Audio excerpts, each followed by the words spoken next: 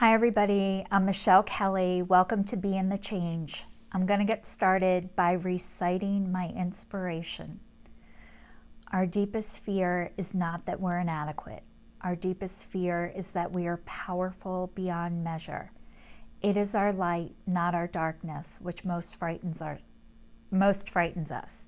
We ask ourselves, who am I to be brilliant, gorgeous, talented, and fabulous? Actually, who are you not to be? You are a child of God. Your playing small does not serve the world. There is nothing enlightened about shrinking so that other people will not feel insecure around you.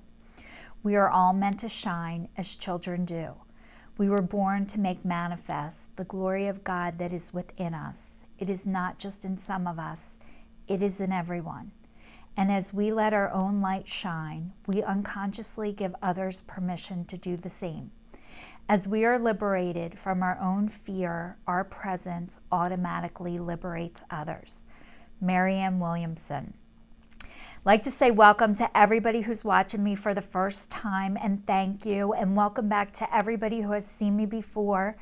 I started this in 2019 as my New Year's resolution, stating out loud that I was breaking up with fear, I was breaking up with shame, and I was breaking up with guilt. And I was going to do a weekly video for the entire year on telling you how my breakup went. And I broke up with fear, I broke up with shame, and I broke up with guilt, and it has not broken up with me. And I share every week that this is a daily practice, and it's something I have to do every single day because it is always present. And some days are better than others. And, you know, we are in this pandemic.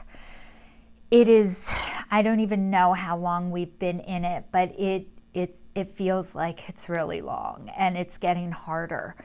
In the beginning, I'm like, I'm going to be positive, and I did a dance one day, and then I did my laughter yoga, and as this is going on, that stuff is going by the wayside. It's getting harder to be upbeat. It's getting harder to be positive. And you know, every time I do these videos, I have no idea what I'm going to say and what's going to come out of my mouth. I honestly believe that God is speaking through me. And so every week I'm like, holy shit, what is going to come out of my mouth?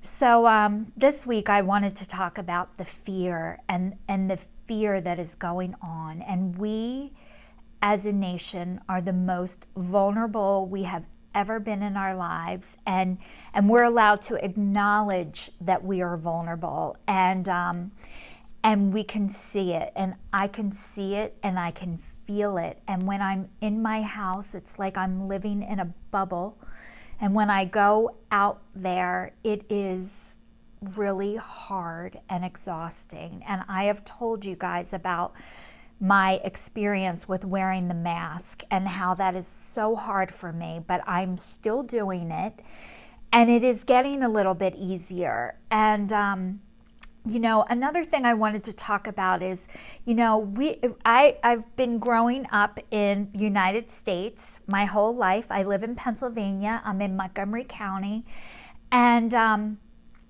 you know, I grew up having to defend and protect myself in my house. We always fought. Every time somebody did something wrong, you always pointed the finger at somebody else. It was this person's fault, and this person's fault, and if she did this and he did this, and how come I got to do that? And always deflecting and getting the focus off of ourselves. And nothing was ever our fault. Nothing was ever my fault. And then it went to the opposite extreme, because I have, you know, I go from one side to the other, pretty extreme. And then to everything is all my fault all the time. Instead of sometimes things are my fault and I have responsibility in everything, but everything isn't all my fault all the time, and everything isn't none of my fault any of the time. So it was really hard and exhausting. And I grew up in a family that they were not able to support me emotionally, spiritually, mentally, physically, financially. It just was not available. And it was nobody's fault. It was just the way that it was. But it sucked and it was horrible. And I'm having the after effects from that still now as an adult. And I'm 48 years old. And so as time is going on with this pandemic, I'm watching this with our world. We went from everything is none of our fault any of the time to if somebody gets sick and dies, it is my fault. And that is horrible. It is a horrible cross to carry. It is a horrible burden. And the people who are out there working, trucking through right now, it is not your fault if I get sick. It is in God's hands. And I feel like, where is God in all of this? Everybody thinks they are in control of an illness, of what happens. And I was reading on the back of our money, it says, in God we trust. And we don't. We trust in the almighty dollar, and we live in fear, and it is awful. So what I was thinking about when I was getting ready to do this, I was like, you know what? I grew up in a house where there was no support and they weren't able to give it. And we now are in a country where we say we're here for each other and we want to be here for each other, but I'm learning how to redirect how I ask for things and what I ask for, instead of criticizing and blaming for what you're doing wrong or how I think I could have did it better. The one thing I thought, I'm watching people criticize our world leaders and all of our I'm not really into politics, but I'm starting to pay attention, so I don't know a lot about it. But I'm watching people blame and criticize instead of, I had this thing come to me before I did the video. What can I do to help support you? And that was the question that I wished somebody would have asked me when I was growing up. What can I do to help support you? Instead of assuming I know if I had this, I would have felt better. And I'm going to share with you guys this. So a lot of my needs weren't met growing up, and they couldn't be. And this is not to blame. But when I had my son, I thought if I gave him everything I never had, he would be happy. And he wasn't happy. And I assumed if I had these things that I would have been happy. And I was never able to ask my son, what is it that you need from me, or what can I do to help support you?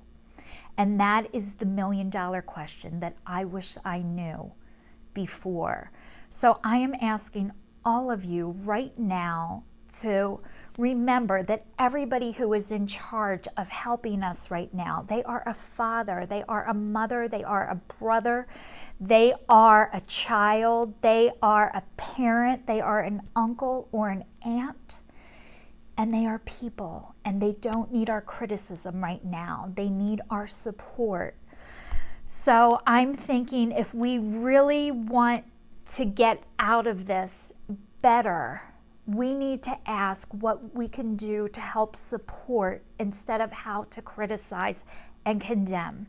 It is not helping, and it is making people sick. And I want to be part of the solution, and I know everybody else does too. And the only way we're going to be able to do it is to ask, what can I do to help support you? And when we hear what they say, then we need to be able to do it.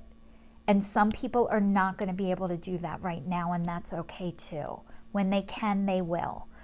And I want to say thank you to everybody who's watching me and everybody who's following me. I know this is not easy. The one other thing I wanted to ask is, because I don't know anybody in the food industry, but the price gouging, it is starting to happen. We are in a food crisis. There's not enough, or it feels like there's not enough. and they're raising the prices, and it's really hard and it's really scary. So what I'm asking right now from the food companies or the grocery stores, I don't even know who's in charge of this, but could you please cut us a break? This is so scary. And thank you for watching. Please stay tuned, and I will see you all next week.